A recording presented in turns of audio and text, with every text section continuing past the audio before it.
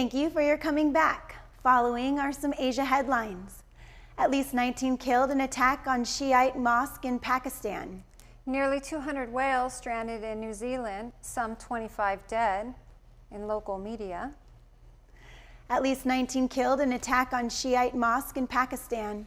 At least 19 people were killed on Friday in the Pakistani city of Peshawar in a series of explosives targeting the Shiite mosque in the latest sectarian attack to hit the South Asian nation. Radical and Sunni Islamist groups often targeted mosques frequented by minority Shiites whom they see as infidels. Police said a group of armed men broke into the mosque where people were attending Friday prayers and opened fire, following which 3 explosions were heard inside the building. The Pakistani Taliban, who were fighting against the state to set up a hardline Sunni theocracy in Pakistan, claimed responsibility. Peshawar's Hayatobad medical complex said at least 19 people had been killed. A witness, Shahid Hassan, told Reuters the worshippers just had finished prayers when 5 or 6 men wearing military uniforms broke into the mosque and started shooting. The attack came as Pakistan tries to adopt new measures to tackle Islamist militants following a massacre of 134 children on December 16th at an army-run school in Peshawar. The government has pledged to crack down on all militant groups and has reintroduced the death penalty, set up military courts to speed convictions, and widened its military campaign in northern western areas on the Afghan border where militants find refuge. Yet Pakistan's religious minorities, among them Ahmadis, Christians, and Hindus, say the government is doing little to alleviate their daily struggle against humiliation, discrimination, and violence. Last month, dozens of people were killed in a similar attack on the Shiite mosque in the southern town of Shikapur. Nearly 200 whales stranded in New Zealand, some 25 dead, in local media. Rescuers on Friday attempted to refloat more than 170 pilot whales which beached themselves on New Zealand's northern coast.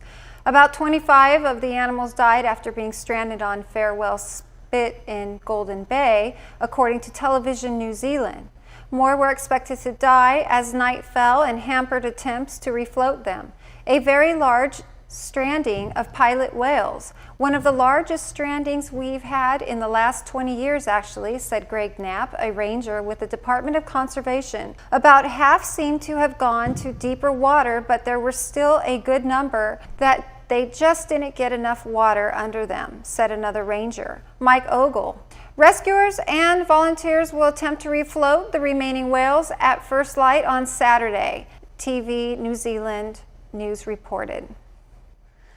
Authorities demolished temple built to worship Indian Prime Minister Modi. Local authorities in India's western state of Gujarat on Thursday demolished a temple built to worship Indian Prime Minister Narendra Modi. The temple featured a seated statue of Modi, who is from Gujarat state, topped out with a wind gauge shaped like lotus, the symbol of his Bharatiya Janata Party. Hundreds of Modi's followers in Rajkot city donated funds for the temple, only to find out via social media that the Prime Minister was appalled by the idea. Have seen the news about a temple being built in my name. I was appalled. This is shocking and against India's great traditions, Modi tweeted on Thursday. Modi's reaction had unnerved some of those involved in the temple project, and one of them, men who donated funds for its construction, Ramesh Unhad, had said the followers would now dedicate the temple to Mother India instead. However, local authorities in Rajkot demolished the temple, saying it was built on government's land.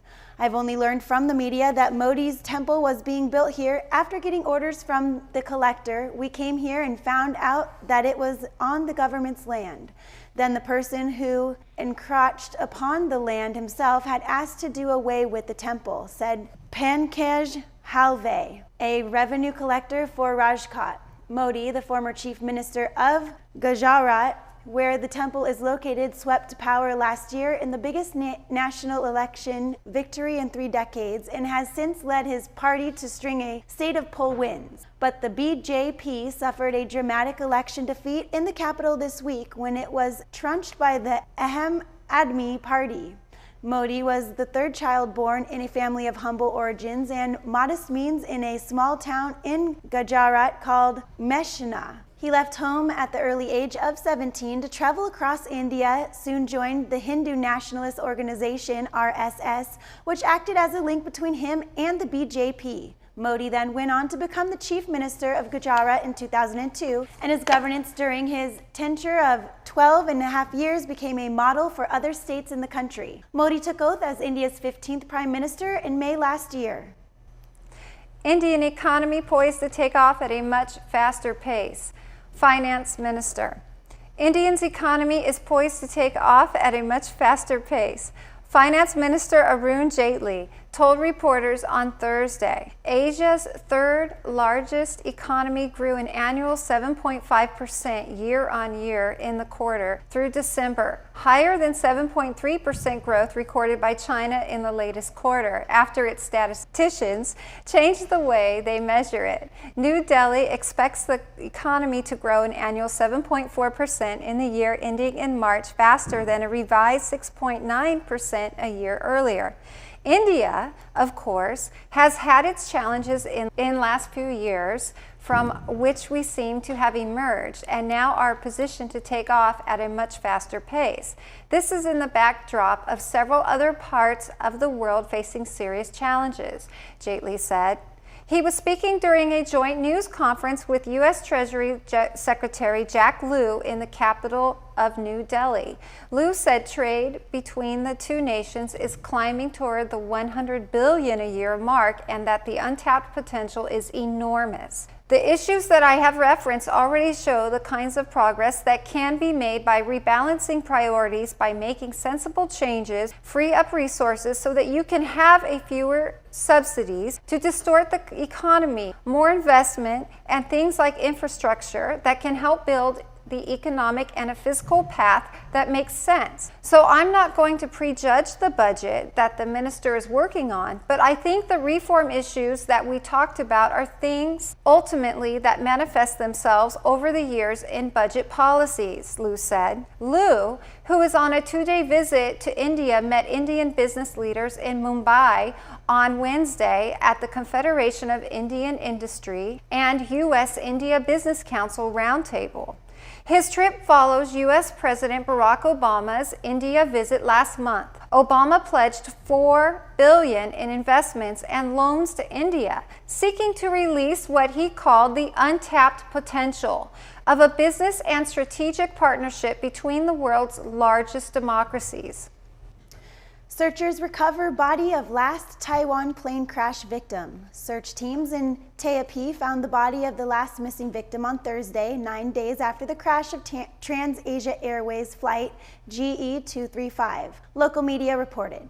The recovery of the body, a male tourist from the mainland China, brings the final death toll of the disaster to 43. Local media quoted aviation authorities as saying, "We only saw his scalp when we found him. We just saw a little bit of his scalp," an unidentified searcher said, describing how the body was found. "He was still strapped in the safety belt. The seat crushed his lower body," he added. The Trans-Asia plane lurched between buildings, clipped by overpass with one of its wings, and crashed upside down into the shallow waters of a local river shortly after taking off from a downtown Taipei airport on February 4th. 15 out of the 58 people on board the plane survived. The plane and co-pilot of the almost new Turbo Pro Air ATR 72-600 were among those killed.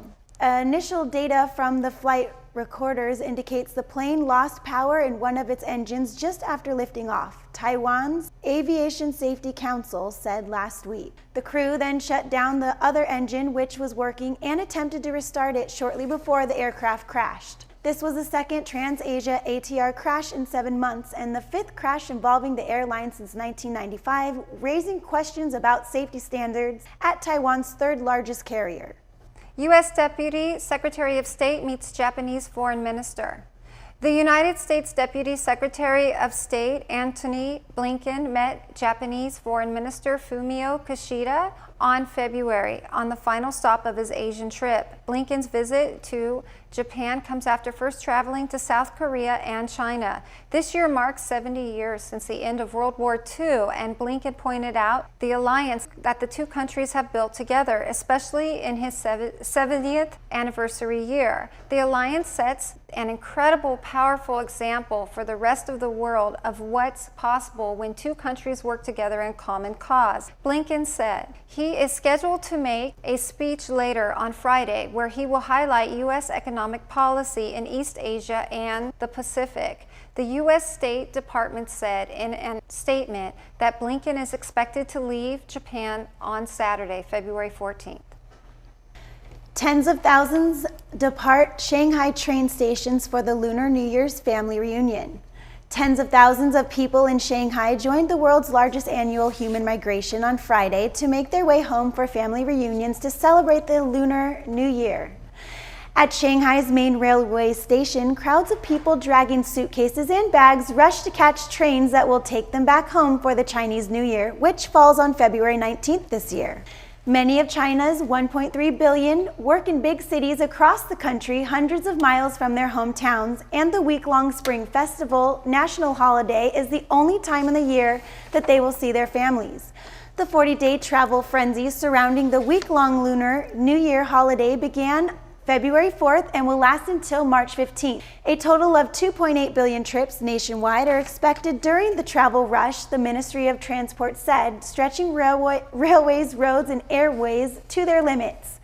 Nearly 295 million trips are expected to be made by rail during this period, a 10% increase on the same period last year. Shanghai Railway Bureau said more than 380,000 trips were scheduled from Shanghai Railway Station on Friday. 9 temporary trains are expected to be added from Sunday to ease transportation for the upcoming travel peak from this weekend. However, many were facing long and arduous journeys to join their families for the holiday. It is not easy to buy tickets. I still haven't bought the ticket for my return trip. I quote, many days to get the ticket back home. So it's still difficult to buy tickets now, said 30-year-old Li Fushan, who's from Shanghai Province in eastern China. As long as I can go home, that's what I'm thinking. It's not a problem in despite of a long journey, right? It's all right as long as I've got the ticket. It's all right as long as I can go home, said 48-year-old Zhang Ning, who will spend around 20 hours on train to go back to his hometown, southwestern Sichuan Province.